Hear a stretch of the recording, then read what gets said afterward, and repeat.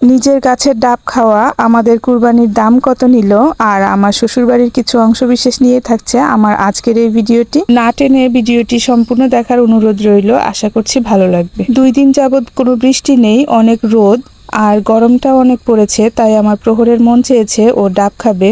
প্রহরের ইচ্ছা হওয়ার সাথে সাথেই নিয়াজ উঠে গেছে নারিকেল গাছে। আর এই তো, ও কিন্তু খুব ছোট মানুষ, তারপরেও ভাইয়ার জন্য ডাব পেড়ে নিচ্ছিল। আর আমি গাছের নিচ থেকে ডাবগুলো কুড়িয়ে কুড়িয়ে আনছিলাম। যেমনটা আপনারা দেখতে পাচ্ছেন, অনেক উঁচু থেকে পড়ার কারণে একটা ডাব কিন্তু ফেটে গেছে। আমাদের এই বাড়িতে নারিকেল গাছের সংখ্যা কিন্তু অনেক, সেটা প্রায় 50টারও বেশি হবে। তো বুঝতেই তো পাচ্ছেন, নারিকেল, ডাব এগুলো হচ্ছে ওদের জন্য নিত্যদিনের খাবার। কিন্তু আমরা শহরে থেকে তো এগুলো খুব একটা পাই না, পেলেও সেগুলো এতটা ফ্রেশ থাকে না, আর অনেক অনেক দাম দিয়ে আমাদের কিনে খেতে হয়।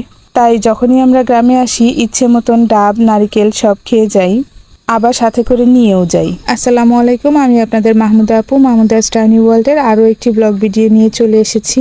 আপনারা হয়তো অনেকেই জানেন, আমি এখন আমাদের গ্রামের বাড়ি নোয়াখালীতে আছি। এবারের ঈদটা আমরা এখানেই করব, তাই জন্য এসেছি। আসলে গ্রামের বাড়িতে আসলে প্রতিদিনই ঈদের আনন্দ হয়। এখানে সবার সঙ্গে যখন দেখা হয়, সবাই মিলে একসাথে যখন সময় কাটাই, তখন প্রতিটা দিনই ঈদের দিনের মতনই আনন্দ হয়। আমাদের এই বাড়িটা কিন্তু অনেক বড় একটা বাড়ি, যেটা আমার একদিনের ভিডিওতে সম্পূর্ণ দেখিয়ে দেওয়া সম্ভব না। হয়তোবা প্রতিদিনের ভিডিওতে একটু একটু করে দেখিয়ে দিব ইনশাল্লাহ। যেমনটা আপনারা দেখতে পাচ্ছেন, নিয়াজ কিন্তু অনেক ছোট একটা ছেলে। ওর কিন্তু এই নারিকেল গাছে উঠতে খুব কষ্ট হয়েছে, তবুও ভাইয়ের খুশির জন্য সে তাও করেছে। কেমন লাগলো? মজা। মজা? ডাব পাড়তে মজা লাগছে? ডাব গাছে উঠতে অনেক কষ্ট। অনেক কষ্ট? আহারে, এত কষ্ট করে প্রহর ভাইয়ের জন্য উঠলা? হ্যাঁ, প্রহর ভাইয়ের জন্য এত কষ্ট? আর ওই গাছ উপরে এখান দিয়ে ভিজা, ওই ফান ফল। ও, ওখান দিয়ে ভিজা। আপনারা তো বুঝতেই পারলেন ভাইয়ের জন্য ও কতটা কষ্ট করলো। ও কিন্তু তারপরেও অনেক খুশি, তার কারণ ও জানে এই ডাবটা পেলে ওর ভাইয়া অনেক খুশি হয়ে যাবে। আর শুধু ডাব না, আমাদের বাড়িতে যত রকমের ফলের গাছ আছে, আর সেখানে যত রকমের ফল আছে সবই তারা পেরে নিয়ে এসে প্রহরকে দেয়। প্রহর খুশি হলেই যেন ওরা খুশি হয়ে যায়, এমন একটা অবস্থা।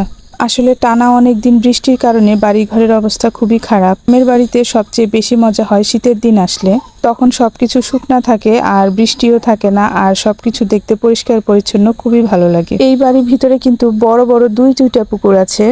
আমার এর পরের ভিডিওগুলোতে আমার শ্বশুরবাড়ির কিছু কিছু অংশ আপনাদেরকে দেখিয়ে দিব ইনশাল্লাহ। আসলে অনেকদিন পর গ্রামের বাড়িতে এসেছি, এখানে সবার সঙ্গে অনেক অনেক আনন্দ করছি। সেখানে আসলে ক্যামেরা নিয়ে ঘোরাঘুরি করে ভিডিও করা, এডিটিং করা, আপলোড দেয়া, এটা আসলে মনেও থাকে না। সব সময় সবার সঙ্গে আনন্দ করতেই ব্যস্ত থাকি।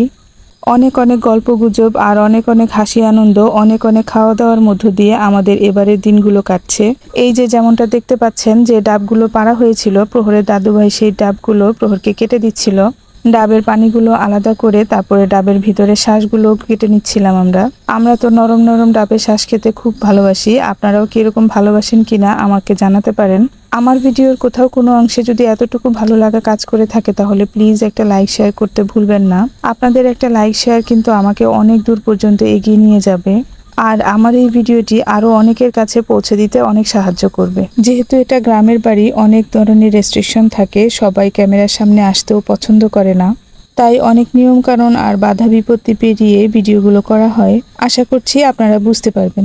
যেহেতু কুরবানির ঈদটা আমরা এখানেই করছি, তাই কুরবানি তো এখানেই দিচ্ছি। আর এখানে আসার পরেই প্রহর আর প্রহরের বাবা, প্রহরের দাদু ভাই 3জন মিলে চলে গিয়েছিলেন গরুর হাটে। তো সেখান থেকে আলহামদুলিল্লাহ একটা গরু আর 2টা খাসি কিনে নিয়ে এসেছেন তারা। মহান আল্লাহ রাব্বুল আলামিন আমাদের জন্য যা রেখেছেন তাতেই আমরা খুব খুশি। আর এখন আপনারা যে গরু আর খাসিগুলো দেখতে পাচ্ছেন, আলহামদুলিল্লাহ এগুলোই আমাদের কুরবানির পশু। অনেকেই হয়তো কুরবানির পশুর দাম বলতে পছন্দ করেন বা শুনতেও পছন্দ করেন, কিন্তু আমি মনে করি কুরবানির পশুর কোনো দাম হয় না। মূলত কুরবানিটা দেওয়া হচ্ছে আল্লাহর সন্তুষ্টির জন্য। এখন আমি আল্লাহকে যা দিয়ে সন্তুষ্ট করতে পারি, আমার সামর্থ্যে যতটুকু কুলাবে, সেটাই আমার জন্য যথেষ্ট হবে ইনশাআল্লাহ। তাই আমি মনে করি কুরবানির পশুর কোনো দাম হয় না, যার যেমন সামর্থ্য তেমনই কুরবানির পশু কেনা উচিত, আর সে তাই নিয়ে সন্তুষ্ট থাকা উচিত। এতক্ষণ তো আপনাদের সাথে অনেক অনেক গল্পগুজব করলাম, আর এখন যে জায়গাটা দেখতে পাচ্ছেন, এটা হচ্ছে আমাদের বাড়িতে ঢোকার রাস্তা। এই জায়গাটা কিন্তু আমার অনেক অনেক পছন্দের, আমি অনেক সময় কাটাই এখানে। অল্প অল্প করে আরও অনেক কিছু শেয়ার করব ইনশাল্লাহ। তবে আজকের মতন এখানেই বিদায় নিয়ে নিচ্ছি। সবাই ভালো থাকবেন, সুস্থ থাকবেন। আল্লাহ হাফেজ। আসসালামু আলাইকুম।